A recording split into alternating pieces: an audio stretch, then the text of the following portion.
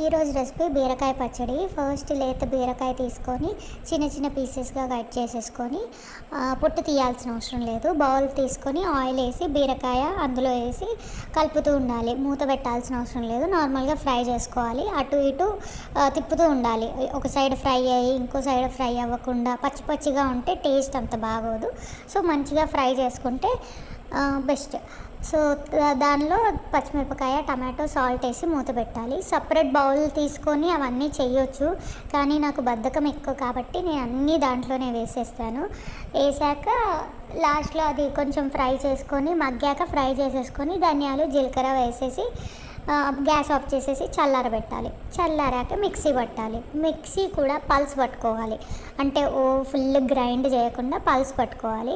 Pulse పట్టాక లాస్ట్లో కొంచెం onion కూడా కట్ చేసి పల్స్ పట్టుకుంటారు. నేను ఎక్కువ ప్రిఫర్ చేయను, ఎందుకంటే కొంచెం ఆనియన్ వేస్తే తీయగా ఉంటుంది. నాకు కొంచెం పుల్లగానే ఇష్టం కాబట్టి నేను ఆనియన్ వేయలేదు.